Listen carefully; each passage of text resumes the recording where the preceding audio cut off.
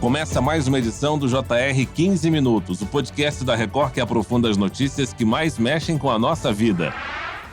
E não era só cartas, ela começou a me difamar para outras pessoas, até me chamar de ladra, sem provas. Esse é o relato de uma mulher que, depois de um desentendimento, passou a ser perseguida por uma amiga. Ela queria que as pessoas me vissem como um monstro, como uma criminosa, que eu não sou. O crime de perseguição, mais conhecido pelo termo em inglês stalking, completou 4 anos na legislação brasileira. Apesar de ser um avanço no combate à violência, os números ainda são alarmantes. A cada hora, 9 mulheres denunciam esse crime em algum lugar do país. Como identificar sinais de que uma pessoa está desenvolvendo esse comportamento obsessivo? Como o stalking afeta a saúde mental das vítimas? Existe um perfil psicológico mais comum entre os perseguidores? Para entender melhor esse comportamento e seus impactos, conversamos com Liliana Seger, psicóloga e doutora pelo Instituto de Psicologia da Universidade de São Paulo. Seja bem-vinda, doutora. Obrigada pelo convite. Quem nos acompanha nessa entrevista é Caterina Schutte, repórter do Jornal da Record. Caterina, apesar da lei, os casos continuam crescendo e a cada hora 9 mulheres denunciam esse crime no Brasil. E a perseguição pode acontecer de várias formas? Oi, Fara. Oi, doutora Liliana. Exatamente, Fara. Desde mensagens insistentes até o monitoramento constante da vítima. E os impactos psicológicos podem ser devastadores. Muitas vezes, ele não enxerga a sua conduta como criminosa e acredita ter o direito de invadir a vida da vítima.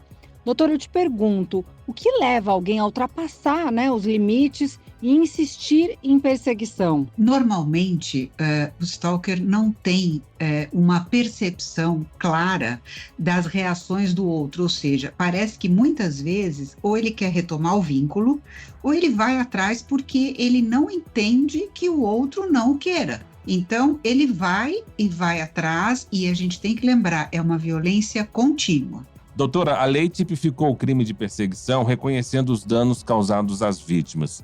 Do ponto de vista psicológico, quais são os impactos mais comuns que uma pessoa perseguida pode enfrentar? Há uma série de impactos. Veja, a pessoa que é perseguida, e como eu disse agora há pouco, essas situações se mantêm, elas são por um período prolongado, ela começa a se sentir ansiosa, com medo de sair à rua, com medo de conversar com outras pessoas, fica sempre vigilante, sempre atenta, pode começar a ter problemas de insônia, ou começa a comer demais, ou perde o apetite, ou seja, são situações de estresse que ela não consegue mais lidar no dia a dia.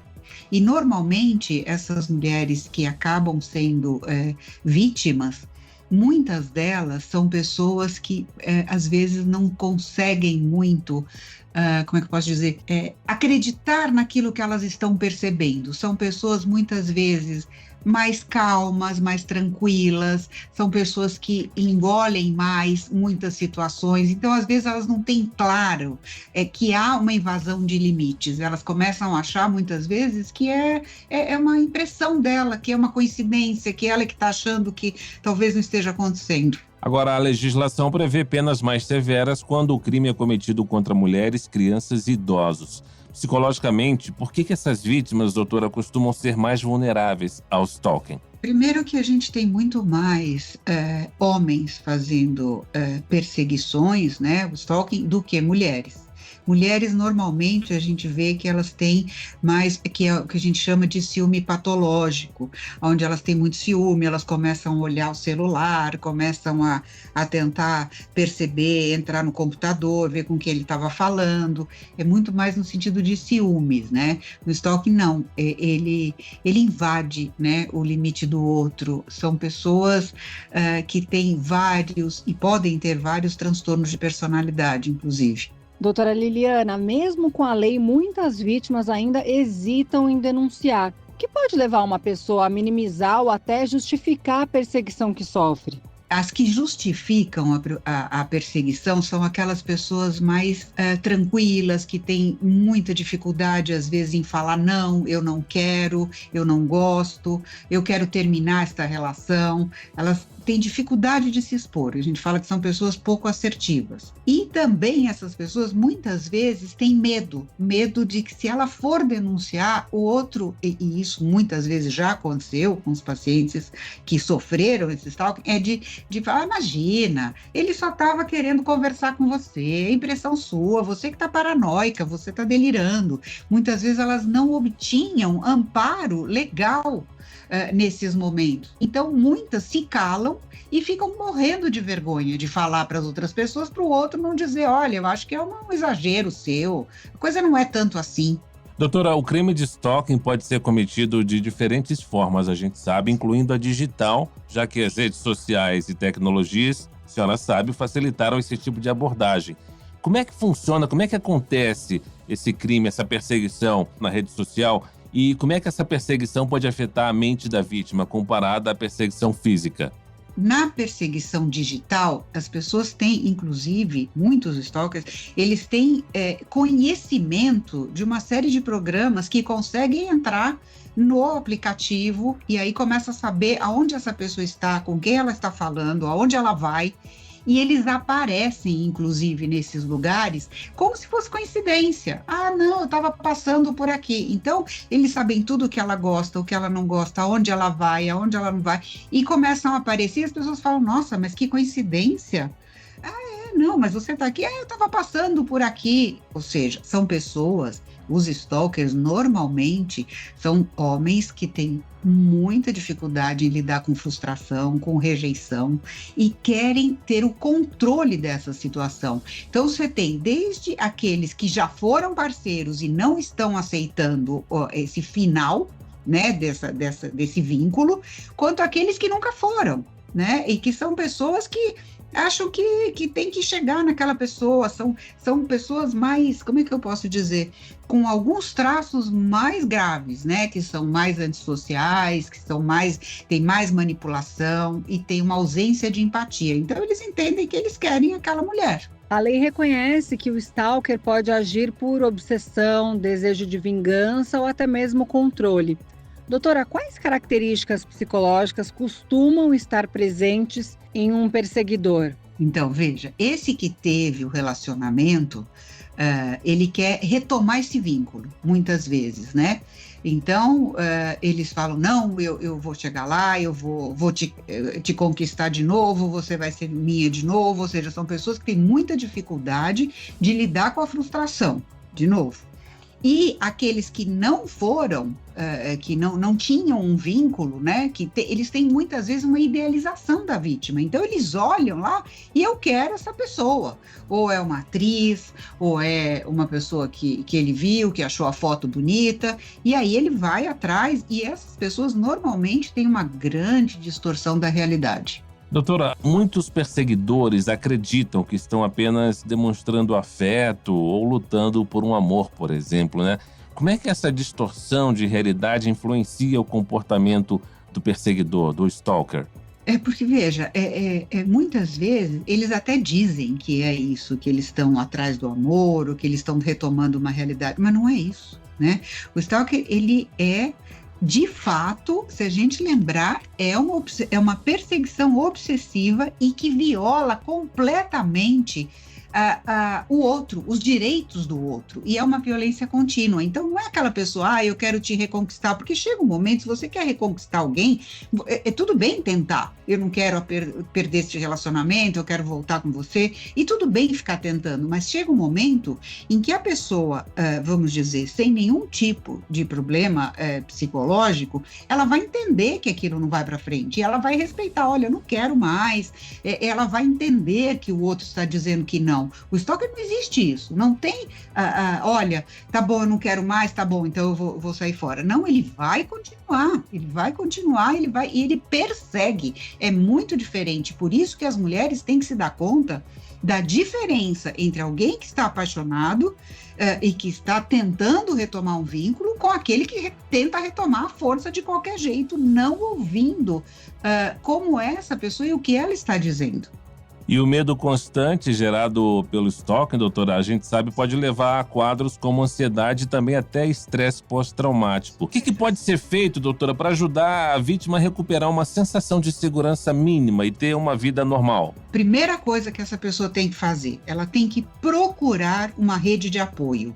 E se ela está em dúvida, se ela está sendo perseguida ou se é coisa da cabeça dela, ela tem que contar isso para as pessoas próximas e ouvir o que essas pessoas estão dizendo. E aí sim, ir na polícia e avisar. Fala, eu estou sendo perseguida.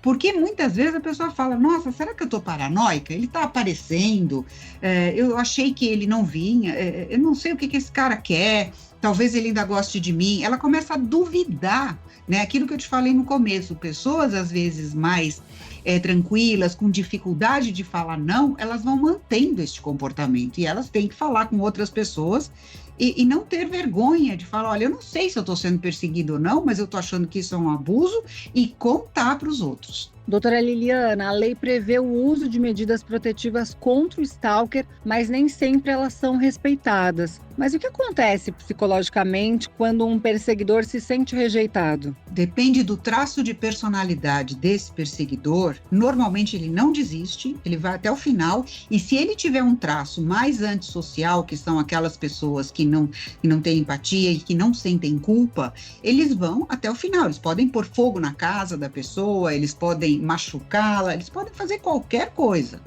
Então, nós temos que olhar sempre qual é o perfil desse stalkeador, né? Se é uma pessoa que tem um transtorno de personalidade ou não. E aí, assim, é bastante perigoso. Doutora, além das vítimas diretas, familiares, amigos, também podem acabar sofrendo, né, os impactos da perseguição. Como esse crime afeta o entorno da vítima e a sua rede de apoio? Então, normalmente, se a vítima não conta, o pessoal não sabe. O pessoal que está na casa, porque ela tem vergonha de falar, ou ela acha que é coisa da cabeça dela. Agora, quando ela conta, e aí sim, todos podem sofrer com isso. Porque se ele puser fogo na casa, não importa quem está dentro da casa, vai sobrar para todo mundo. E quando ela começa a falar, e às vezes a vítima não conta e começa já a ter também, como você falou, estresse pós-traumático, ela já começa a não sair de casa, ficar com medo de atender o telefone, ficar com medo de até, às vezes, sair até o portão, porque acha, e de fato pode acontecer alguma coisa, ela começa a ficar dentro de casa e começa a sofrer. Aí não dorme, tem transtorno de ansiedade, pode ter uma depressão, várias situações onde essa pessoa começa a ficar limitada para a vida. Doutora, a prevenção ao stalking depende tanto da aplicação da lei quanto da conscientização social. A senhora vê algum tipo de mudança possível, mudança cultural que poderia ajudar a reduzir a normalização desse comportamento? Na verdade, eu acho que nem é uma normalização, mas assim, a gente tem que falar, a gente tem que denunciar. Assim como já existe a Lei Maria da Penha, né? E as pessoas têm que ter coragem de falar, elas têm que começar a denunciar comportamentos de stalking. E outra, a gente percebe que existem outros comportamentos muito sérios que estão, inclusive, acontecendo com adolescentes que não são stalking, mas que eles estão sendo manipulados para fazer coisas que eles não querem fazer.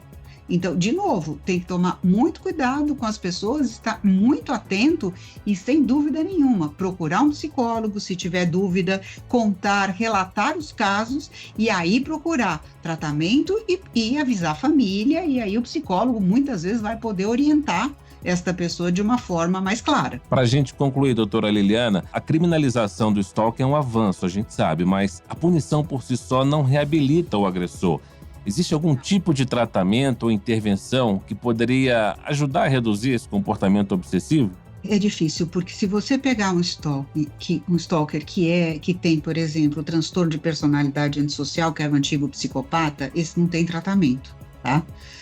Então não adianta, nem medicação, nem nada. Agora, tem algumas outras pessoas que eu acho que assim, eles têm que parar, eles têm que ser detidos de alguma forma, mas mais do que tudo, alertar a população para denunciar.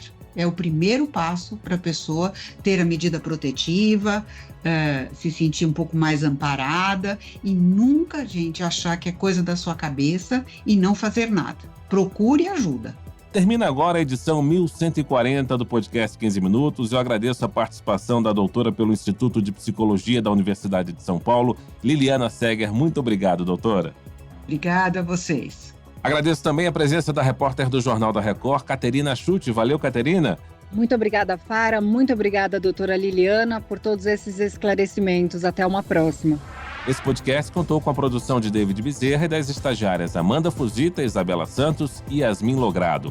Sonoplastia de Diego Marcondes. Coordenação de conteúdo, Deni Almeida. Direção editorial, Tiago Contreira. Vice-presidente de jornalismo, Antônio Guerreiro. Você pode acompanhar o JR 15 Minutos no portal r7.com, nas redes sociais do Jornal da Record e nas principais plataformas de streaming. Te aguardamos no próximo episódio. Até lá.